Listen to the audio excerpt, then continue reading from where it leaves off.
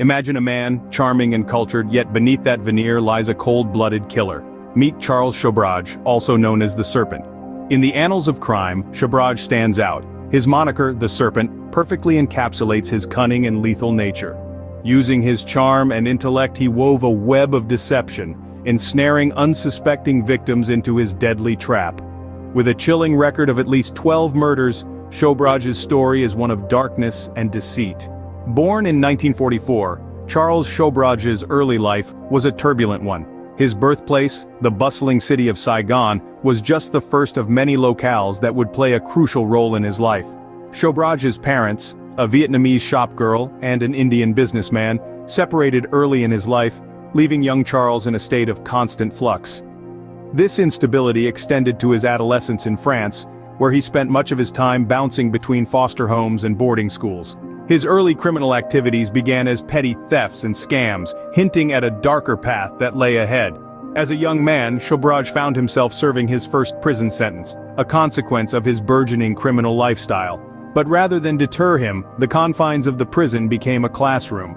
It was in prison that Sobhraj learned the art of manipulation, a skill he would soon use with deadly effect. By the early 70s, Sobhraj had begun his infamous killing spree. Not just any spree, but a series of calculated cold-blooded murders that would span across Southeast Asia, earning him the chilling moniker, the Serpent. Sobhraj, you see, was no ordinary criminal. He had a unique modus operandi that was as cunning as it was sinister. His victims were usually young Western tourists, lured by the allure of the exotic East. Sobhraj would befriend them, often presenting himself as a gem dealer or a fellow traveler. Using his charm and charisma, he'd win their trust, only to betray it in the most horrific way. Once he had his victims firmly within his grasp, Sobhraj would drug them. Sometimes it would be with a drink, other times with a meal. Regardless of the method, the result was always the same. His victims would wake up in a state of confusion and vulnerability. And it was in this state that Sobhraj would strike, killing them without mercy, without remorse. But Sobhraj didn't just kill his victims, he stole their identities too. He'd take their passports, their driver's licenses, anything that he could use to create a new persona. With these false identities, he'd travel from one country to another, always one step ahead of the authorities. It was a game of cat and mouse, and for a time, Sobhraj was winning. From Thailand to Nepal, from India to Malaysia, his trail of terror knew no borders. Each murder, each stolen identity, added to his growing infamy. But it wasn't just the sheer number of his crimes that shocked the world, it was the audacity, the brazenness with which he committed them. Sobhraj seemed to revel in his notoriety, almost as if he was daring the authorities to catch him. And catch him they did, but not before he had left a trail of devastation in his wake. By the mid-70s, Sobhraj had become one of the most wanted men in the world, his name synonymous with fear and dread. Each murder added to Sobhraj's notoriety, earning him a place on Interpol's most wanted list. Despite his cunning, Sobhraj could not evade the law forever. In the year 1976, the net finally closed in on Sobhraj. His reign of terror, which spanned across multiple countries, had drawn the attention of international law enforcement. They were closing in, and India became the final stage of this deadly chase. Sobhraj was captured in broad daylight in the bustling city of New Delhi. His arrest was the culmination of a meticulously planned operation by the Indian police force. The man known as the Serpent for his slippery elusiveness was finally in custody, but this was merely the beginning of a new chapter in his twisted tale. His trial was a spectacle that gripped the nation. Sobhraj, as expected, did not make it an easy task for the prosecution. He was notorious for his charm, and he used it to his advantage, manipulating people even from behind bars. His influence stretched beyond the prison walls. Stories of his manipulation of prison officials and other inmates were commonplace. His ability to command such power and control was unnerving, to say the least. But the most shocking part of his imprisonment was his audacious escape attempts.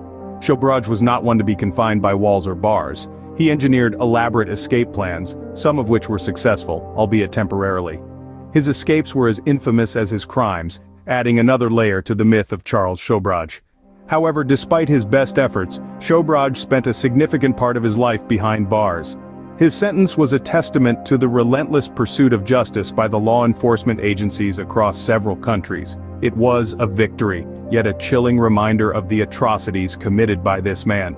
Sobhraj's reign of terror had come to an end, or so it seemed. His capture marked the end of his killing spree, but the story of Charles Sobhraj, the Serpent, was far from over. His life continued to captivate and horrify, even from within the confines of a prison cell. In 1997, Sobhraj walked free from prison, only to be recaptured a few years later. This marked a pivotal turn in the life of the notorious Serpent. After serving his sentence in India, Sobhraj was released and swiftly returned to his homeland France. Here he basked in his infamy, relishing in the media attention that his notorious past had brought him.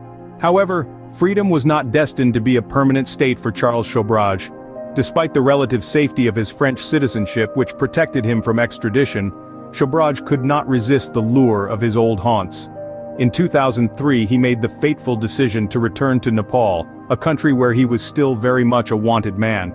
It was here, in the heart of Kathmandu, that the long arm of the law finally closed in on the elusive Serpent. His arrest sent shockwaves through the international community. The man who had once been a master of deception and evasion was now firmly in the clutches of the authorities. The charges were grave. Sobhraj was accused of the murder of Connie Joe Bronzik, an American backpacker who had met a tragic end in 1975. The trial was swift and conclusive. Charles Sobhraj was found guilty and sentenced to life imprisonment. His audacious attempts to appeal this sentence proved futile. The Serpent had finally run out of places to hide.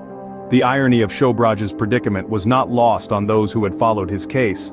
The man who had once lived by his own rules, who had slipped through the fingers of justice time and time again, was now trapped within its grasp. No more games, no more escapes, no more victims. In a twist of irony, the man who once evaded justice was now trapped within its grasp. Charles Sobhraj, the Serpent, was finally facing the consequences of his horrendous actions.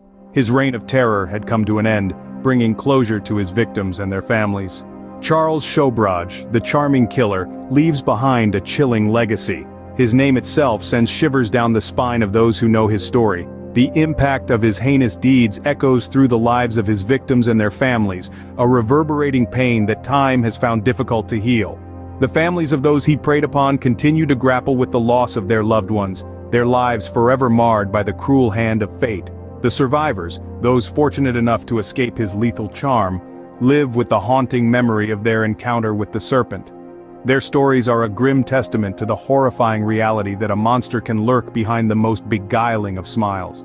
Sobhraj's reign of terror has left an indelible mark not only on his victims but also on the public psyche.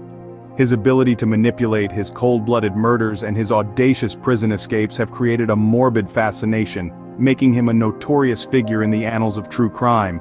His charm, intelligence, and ruthlessness have made him an embodiment of evil, a chilling reminder of the darkness that can reside in the human heart. This fascination isn't confined to hushed whispers and spine-chilling tales. The media too has been captivated by the Serpent.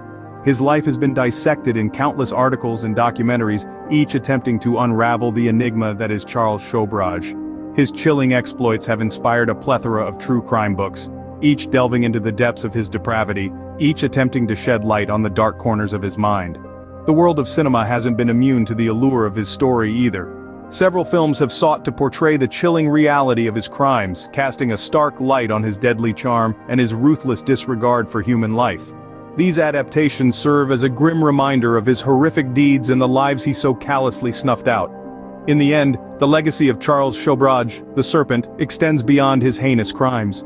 It lies in the enduring pain of his victims and their families, the morbid fascination he continues to inspire, and the chilling tales that continue to be spun around him. His story serves as a stark warning of the depths to which humanity can sink, a chilling testament to the evil that can lurk beneath a charming facade. Charles Sobhraj, the Serpent, continues to be a haunting figure in the annals of true crime, a chilling reminder of the darkness that can lurk beneath a charming facade.